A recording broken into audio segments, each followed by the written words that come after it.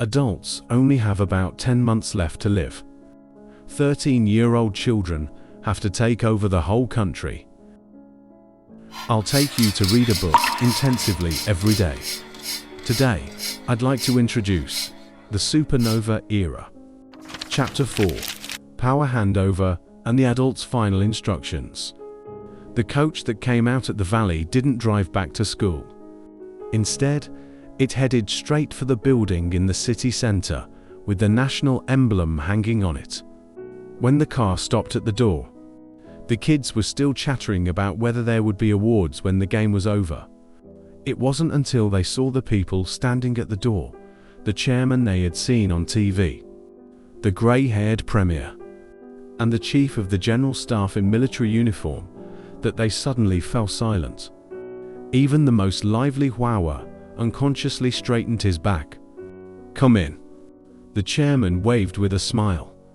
His voice sounded gentler than on TV. "Don't be nervous. Just think of it as having a civic education class in advance." The hall was covered with a red carpet. There was a huge map hanging on the wall. There was a faint smell of ink in the air. The children were led to a long table. There were bottles of mineral water on the table, and the labels were still on. The premier spoke first. His voice was a bit hoarse, as if he hadn't drunk water for a long time. "Kids, there's something we must tell you." He paused for a moment, scanning each child's face with his eyes. "You all experienced the supernova explosion a month ago, but what you don't know is that its high energy rays damaged the chromosomes of people over 13 years old. Simply put, we adults have about 10 months left." These words were like an ice cube thrown into boiling oil. The hall instantly erupted in an uproar. "What do you mean?" Huawa stood up abruptly, and the chair legs made a harsh sound on the floor. "You mean all the adults will?" "Yes." The premier nodded, with a little expression on his face. But the wrinkles at the corners of his eyes seemed to suddenly deepen a lot. "But it's different for you. Children under 13 can repair their chromosomes by themselves. You'll be okay." The children were stunned. Some stood with their mouths open, unable to say a word. Some secretly pinched their own thighs, as if they were in a dream. Linsha suddenly burst into tears. "What about my mother? She's a doctor. Can she cure herself?" The chief of the general staff walked over, squatted down to look her in the eye. "Good girl, this isn't a disease. It's a law of the universe. No one can cure it. But you must remember that everything we leave behind is for you." Zhen Chun was standing at the back, and her hand unconsciously touched her lower abdomen again. She suddenly understood why the Valley experiment was so strict. The adults weren't choosing good students. They were selecting successors. Then, what about the country? LV Gang suddenly asked, clenching his fist so tightly that his knuckles turned white. "Will it be left unattended?" The chairman smiled, pointing at the children. "You're here. From today on, you have to learn to manage this country." As soon as these words were spoken, even the calmest glasses was stunned. He pushed his glasses and whispered to Huawa, This is even more chaotic than a chaotic system." The following days turned into a crazy crash course. The chief of the general staff pulled LV Gang to the military command center, pointing at the map on the big screen. "Remember, war isn't a game. Look at this terrain. Mountains are barriers. And rivers are lifelines. You can't just think about charging forward." LV Gang was drawing in his notebook with a pen. At first, his drawings were all crooked, but later they actually looked quite decent. Once, the chief of the general staff asked him to simulate the deployment of troops.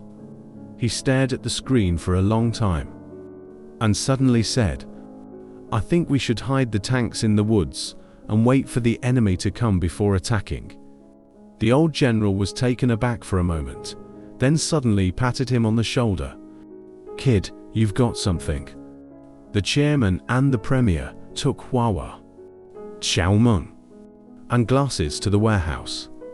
The place was as big as a football field, with mountains of mezji and salt piled up. Rows of train carriages were lined up like a long dragon. "Do you know how long this pile of stuff can feed the whole country?" the premier asked.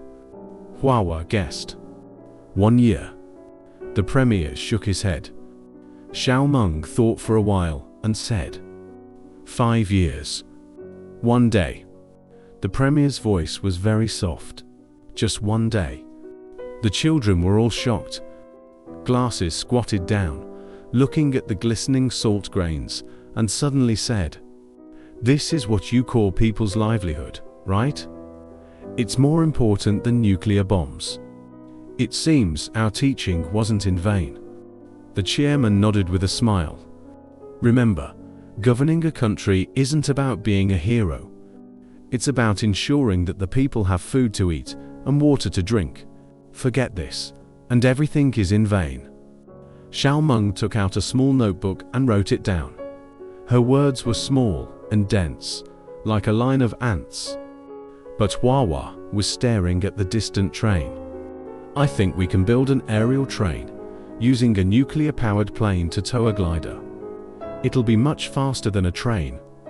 Surprisingly, the premier didn't laugh. "It's a good idea, but first you have to manage the salt and MSG in front of you well." Zheng Chun wasn't idle either. She was arranged to visit the students who had entered their post in advance. Yao Rui was learning to read the meters at the thermal power plant with his father.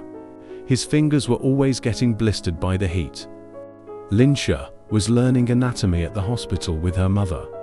She vomited badly when she first saw a corpse. Li Zhaiping was delivering letters, riding his father's old bicycle and falling several times a day. "Miss Sung, I'm scared." Linsha held her hand and her palm was all sweaty. "I can't even learn to suture a wound. How can I perform surgery on people in the future?"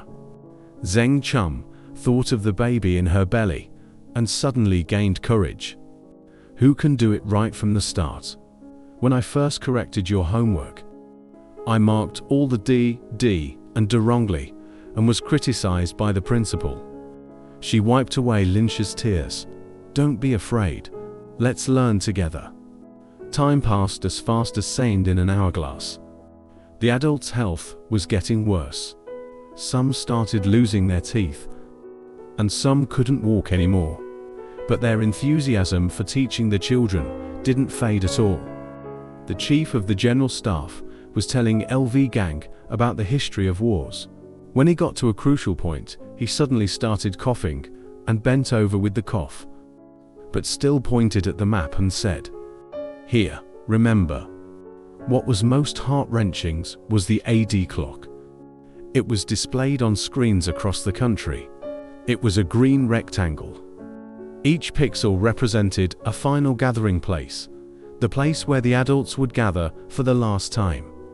When a pixel turned black, it meant that everyone there had left.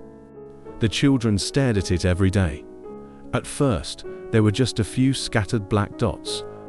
And then there were more and more, like ink spreading on rice paper. One morning, Hua found that there was only one green dot left on the screen, like a lone star on a winter night. "Where is that?" he asked a premier. The premier looked at the screen and didn't say a word. Later, they found out that it was a scientific research station in Antarctica. The last adult there recorded a message for the children. "Don't be sad. We are just accompanying you in a different way. Look up at the stars. The brightest one is us smiling at you." On the day when the AD clock turned completely black, the children were having a meeting in the Great Hall of the People, Suddenly, the sound of sirens rang out outside. All the cars stopped, and people stood by the roadside, saluting the sky. It's over. The chairman walked in, with a calm and relieved look on his face. From now on, the world belongs to you. The adults behind him had white hair and hunched backs, but they tried to straighten their backs. They shook hands with the children one by one. Their palms were as rough as sandpaper. LV gang. Remember, don't go to war easily, but don't be a coward when it's necessary. The chief of the general staff patted him on the shoulder. Xiao Meng. Keep a detailed account book, but don't be too stingy. Sometimes taking a loss is a blessing.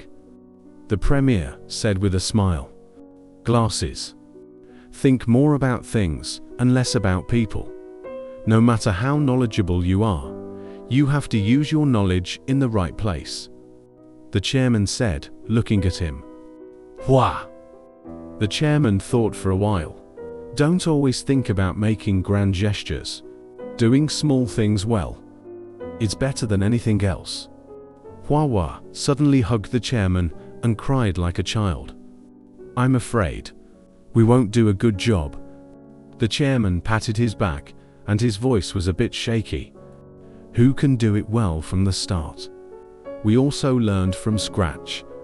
Remember, you're not alone. All the children in the country are with you. When the adults left, it was just dawn. The children stood at the door, watching them get on the cars. The cars lined up in a long row and drove towards the distant final gathering place. No one cried. There was only the sound of the wind blowing through the red flag. Zheng Chun touched her belly and suddenly felt the baby kick her. She looked up at the sky. The Rosette Nebula was still there, like a quiet blue flower. Don't worry, she said softly. We'll be fine. You can surely imagine that a group of 13-year-old children suddenly being pushed to the center of the stage, having to take care of the daily needs of over 1 billion people. How chaotic that scene would be. But that morning, when the first ray of sunlight shone into the great hall of the people, Wawa suddenly stood up. Let's have a meeting. Xiao Meng opened the account book, Glasses took out the map, and LV Gang straightened his military cap. The story really starts here. Without the protection of the adults, these children have to face food shortages, energy crises, and even the covetous looks of neighboring countries.